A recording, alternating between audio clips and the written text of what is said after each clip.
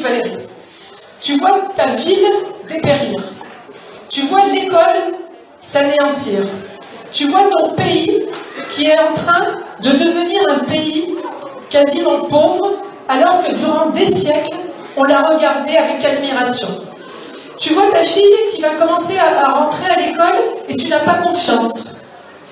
Tu vois autour de toi énormément de gens qui sont au chômage et qui en souffrent énormément. Et d'ailleurs, ça ravage des familles entières. Tu ne vas pas pouvoir rester comme ça dans ton petit coin. Tu vas devoir t'engager. Et donc, j'ai écrit au Front National et je ne savais pas exactement ce que ça voulait dire. Je ne pensais absolument pas me présenter à des élections. Ce n'était absolument pas un désir de faire carrière en politique, pas du tout. Mais c'est le président du Front National de l'époque qui s'est dit extraordinaire. Une institutrice, une directrice d'école qui s'intéresse au patriotisme. Et il m'a accueilli les bras ouverts et il m'a dit, ma petite Valérie, je comprendrais que ce soit très difficile vu votre profession, mais je souhaiterais que vous soyez conseillère régionale avec moi. Alors j'avoue que j'ai eu du mal à accepter de suite parce que je me suis dit je vais me faire lyncher par le monde enseignant. Et donc effectivement, je vous avoue que j'ai eu quand même il a fallu avoir du courage pour pouvoir être candidate aux élections et être dans l'école. Mais je n'ai jamais fait de politique à l'école. J'adore mon métier. Je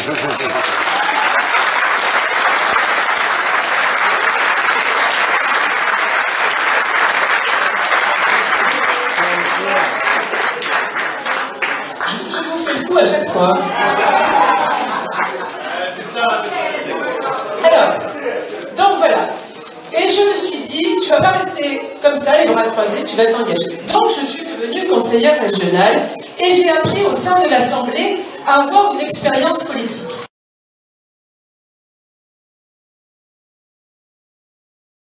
Ce que je remarque, c'est que si on fait le calcul, par rapport aux évaluations des domaines, la ville de Tarascon donc achète un bien à 2260 € le mètre carré habitable.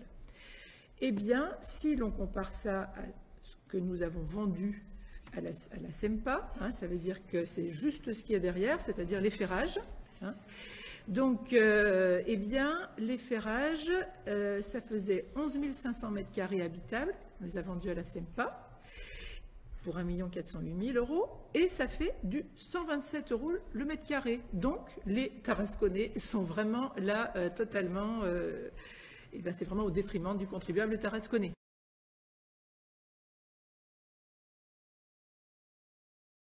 Pour redresser Tarascon, nous veillerons à ce que nos habitations soient des logements dignes et sûrs pour nos foyers.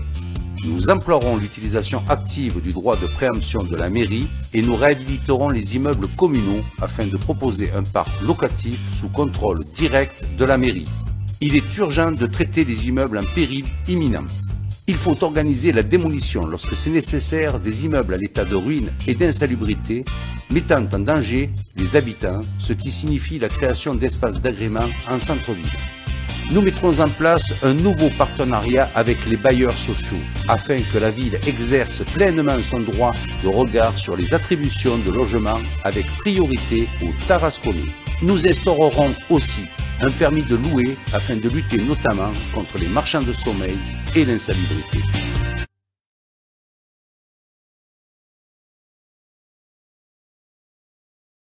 Pour redresser Tarascon, il faut d'abord assurer la paix par le rétablissement de la sécurité.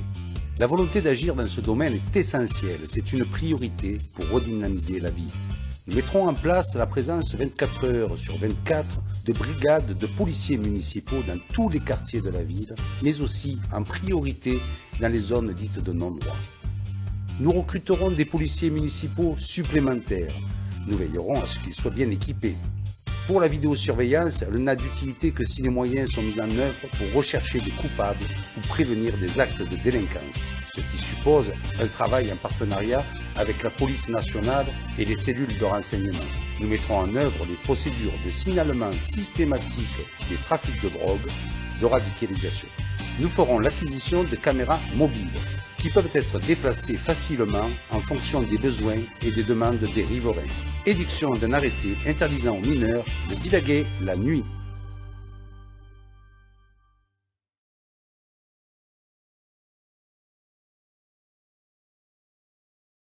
Valérie Lopi, la candidate aux élections municipales sur Tarascon, a réuni mercredi soir son équipe. Ça faisait un moment, on s'était vu en visioconférence, mais là, se voir en vrai, on a besoin de se parler, d'échanger, et puis de se mettre en ordre de marche pour le second tour.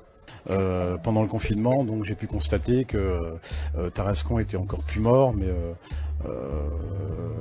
Tarascon est aussi mort avant qu'après, quoi. C'est ça qui est terrible. Souvenez-vous, le 16 mars dernier, la crise sanitaire du Covid-19 a interrompu les élections municipales. L'équipe de Valérie Lopi s'est donc retrouvée confinée pendant 2 mois. Le confinement, pour moi, s'est passé un peu différemment. Comme vous le savez, je suis pompier sur la commune de Tarascon. Et donc, moi, j'ai travaillé. Alors certes, le taux d'intervention a baissé ces dernières semaines, même si l'activité reprend, mais ça n'a pas empêché pendant le travail d'être confiné aussi, puisqu'on avait quand même les distances à respecter, à mettre les masques en caserne. Mais voilà, le confinement, pour moi, je ne l'ai pas trop connu dans ce sens-là, même si quand il y avait les jours de repos, j'étais confiné à la maison. Mais content de revoir tout le monde, content de reprendre un peu la vie normale, même si c'est pas encore vraiment terminé, on est sur le bon chemin, je pense. Le confinement, pour moi, ça n'a pas été trop stressant du fait que j'ai travaillé pendant ce confinement. Pendant 2 mois, je travaille pour une agence d'intérim qui s'appelle Stat Intérim, rue des Halles à Tarascon. Et évidemment, on a continué à travailler toute la journée. Le sujet principal de cette réunion, comment préparer la campagne du second tour sur Tarascon. Une campagne qui va prendre une couleur bien particulière, les moyens de communication étant fortement perturbés par les mesures sanitaires imposées par le gouvernement. Alors je dirais qu'on était pris le 22 mars. Je dirais même c'est reculer pour mieux sauter, puisqu'on a encore le temps de se préparer. Donc oui, bien sûr motivé, prêt, tout autant que le 22 mars, voire même plus, avec peut-être une autre tactique. Mais non, prêt. Voilà, prêt et motivé, on va faire tout ce qu'il faut pour que Valérie passe, parce que je suis persuadé qu'elle passera. Valérie Lopi et son équipe ont mis en place une stratégie adaptée afin de continuer à mener la campagne électorale auprès des Tarasconnais. La situation à Tarascon est de plus en plus préoccupante. La ville s'effondre chaque jour un peu plus et malheureusement la crise du Covid-19 ne va pas arranger la situation, bien au contraire.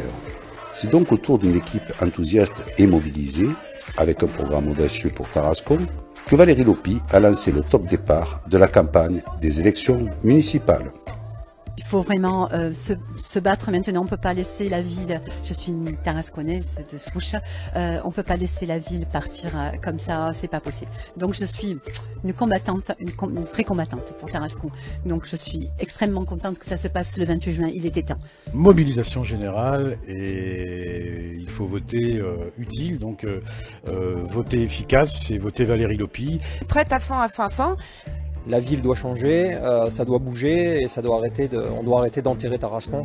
Et voilà, on va dépoussiérer tout ça, faire venir Valérie et puis reconstruire sur des bases solides.